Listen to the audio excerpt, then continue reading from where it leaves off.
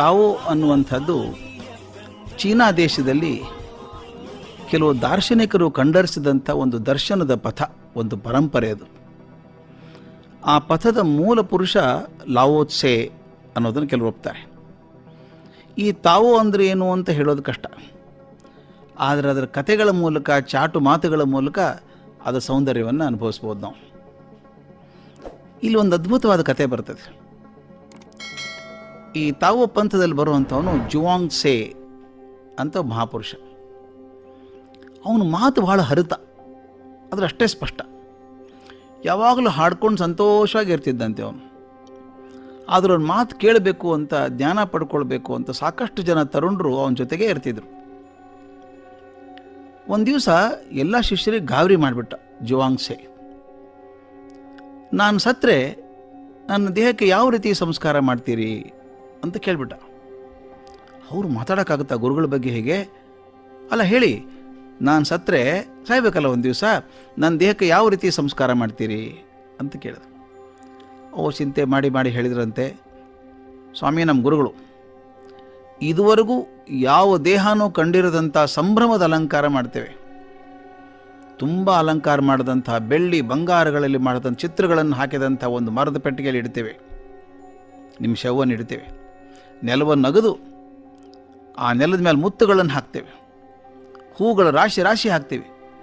ಅದರ ಮೇಲೆ ನಿಮ್ಮ ಶವಪಟ್ಟಿಗೆಯನ್ನು ಇಡ್ತೇವೆ. ಅದರ ಮೇಲೆ ಮತ್ತೆ ಮುತ್ತುಗಳನ್ನು ಹಾಕಿ, ಅದರ ಮೇಲೆ ಹೂಗಳನ್ನು ಹಾಕಿ ಅಮೃತ ಶಿಲೆಯಿಂದ ಸಮಾಧಿ ಕಟ್ತೇವೆ ಅಂತ ಹೇಳಿದ್ರಂತೆ ಶಿಷ್ಯರು. ಆ ಜುವಾಂಗ್ ಸೆ ಹೇಳಿದಂತೆ, ಇದೆಲ್ಲ ನನಗೆ ಬೇಡಪ್ಪ. ಆಕಾಶದ ಮೇಲೂ ಬೇಡ, ಭೂಮಿ ಕೆಳಗೂ ಬೇಡ. ಈ ಆಕಾಶ ಮತ್ತು ಭೂಮಿ ನಡುವಿರುವಂಥ ಜಾಗನೇ ನನ್ನ ಶವಪೆಟ್ಟಿಗೆ ಇದ್ದ ಹಾಗೆ. ಸೂರ್ಯ ಚಂದ್ರ ಇದ್ದಾರಲ್ಲ, ಥಳ ಹೊಳೆಯುತ್ತ ನಕ್ಷತ್ರ ಇದ್ದಾವಲ್ಲ, ಅವೇ ನನ್ನ ಶವಪೆಟ್ಟಿಗೆ ಮೇಲೆ ಇರುವಂಥ ಅಲಂಕಾರಗಳು. ಈಗ ನನ್ನ ಸಂಸ್ಕಾರ ಮಾಡಿ ಅಂತ ಹೇಳಿದಂತೆ. ಒಬ್ಬ ಶಿಷ್ಯ ಹೇಳಿದಂತೆ, ಅದು ಹೆಂಗೆ ಮಾಡೋಕ್ಕೆ ಸಾಧ್ಯ? ಈ ಹದ್ದುಗಳು ನಿಮ್ಮ ದೇಹನ ಹಾಗೆ ಭೂಮಿ ಮೇಲೆ ಎಸೆದು ಬಿಟ್ಟರೆ ಹದ್ದುಗಳು, ಪ್ರಾಣಿಗಳು ಬಂದು ನಿಮ್ಮ ದೇಹ ಕುಕ್ಕಿ ಕುಕ್ಕಿ ತಿಂತಾವಲ್ಲ, ಸರಿನಾ ಅಂತ ಕೇಳಿದ್ರಂತೆ. ಜುವಾಂಗ್ ಸೆ ಹೇಳಿದ, ಅಲ್ಲಪ್ಪ, ನನ್ನ ಹೆಣ ಭೂಮಿ ಮೇಲಿದ್ದರೆ ಪ್ರಾಣಿ ಪಕ್ಷಿ ತಿಂತವೆ, ನೆಲದ ಒಳಗಿದ್ದರೆ ಇರುವೆ ಗೆದ್ಲಿ ತಿಂತವೆ. ನೀವು ಯಾಕೆ ಇರುವೆ ಗೆದ್ಲಿಗಳ ಪರವಾಗಿ ನಿಂತ್ಕೊಂಡು ಪ್ರಾಣಿ ಪಕ್ಷಿಗಳಿಗೆ ಆಹಾರ ತಪ್ಪಿಸ್ತೀರಿ ಅಂತ ಕೇಳಿದಂತೆ. ಅವನು ಎಷ್ಟು ಜ್ಞಾನಿ ಅಂದರೆ, ಚೌ ದೇಶದ ರಾಜ ಜುವಾಂಗ್ ಸೆ ಬಂದು ಅವನು ಜ್ಞಾನ ಮೆಚ್ಚಿಕೊಂಡು ನನ್ನ ದೇಶದ ಪ್ರಧಾನಮಂತ್ರಿ ಆಗು ಅಂತ ಕೇಳಿದ್ದಂತೆ. ಇವನು ಕೇಳ್ತಾ ಇದ್ದ ಜುವಾಂಗ್ ಸೆ. 1000 ಬಂಗಾರದ ನಾಣ್ಯಗಳನ್ನು ತಕ್ಷಣ ಕೊಡ್ತೇನೆ, ಅದಲ್ಲದೆ ಪ್ರತಿ ತಿಂಗಳು ನಿನಗೆ 100 ಬಂಗಾರದ ನಾಣ್ಯಗಳನ್ನು ಸಂಬಳ ಕೊಡ್ತೇನೆ ಅಂತ ರಾಜ ಹೇಳ್ದ. ಅದಕ್ಕೆ ಜುವಾಂಗ್ ಸೆ ನಕ್ ಹೇಳಿದಂತೆ, ರಾಜರೇ, ನನಗೆ ಬಂಗಾರದ ನಾಣ್ಯದ ಬೆಲೆಯೂ ಗೊತ್ತಿದೆ, ಪ್ರಧಾನಮಂತ್ರಿ ಸ್ಥಾನ ಮರ್ಯಾದೆಯೂ ಗೊತ್ತಿದೆ ಅಂತ ಹೇಳಿದಂತೆ. ನಿಮಗೊಂದು ಇದು ಗೊತ್ತಾ? ಒಂದು ಗೂಳಿನ ಬಲಿ ಕೊಡ್ತಾರೆ. ಹೌದು, ಕೊಡ್ತಾರೆ. ಕೊಡುವಾಗ ಅದಕ್ಕೆ ಅಲಂಕಾರ ಮಾಡ್ತಾರೆ, ನೋಡಿದ್ದೀರಾ? ಹೌದೌದು, ಅದಕ್ಕೆಲ್ಲ ಚೆನ್ನಾಗಿ ಆಹಾರ ಕೊಟ್ಟು ಚೆನ್ನಾಗಿ ಮಾಡ್ತಾರೆ. ಅದು ಕೊಡುವಂಥ ಆಹಾರ, ಬಲಿ ಕೊಡುವ ಮೊದಲಿರುವಂಥ ಗೌರವ, ಸಂಭ್ರಮ ಅದ್ಭುತವಾದದ್ದು. ಆದರೆ ಅಕಸ್ಮಾತ್ ಆ ಗೂಳಿಗೆ ತಾನು ಗೊತ್ತಾಗಿದ್ದು ಈ ಅಲಂಕಾರ ಮಾಡ್ತಿರೋದು ಬಲಿ ಕೊಡೋದಕ್ಕೆ ಅಂತ ಗೊತ್ತಾಗಿದ್ದರೆ ಅದು ದೇವರನ್ನು ಬೇಡ್ಕೊಳ್ತಾ ಇತ್ತು.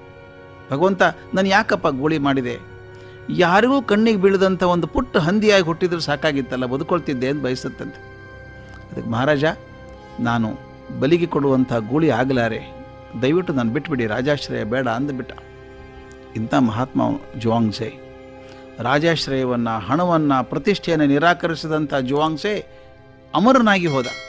ಅವನಿಗೆ ಮಂತ್ರಿ ಪದವಿ ಕೊಡಬಂದಂಥ ರಾಜ ಜನರ ಮನಸ್ಸಿಂದ ಮರೆಯಾಗಿ ಹೋದ.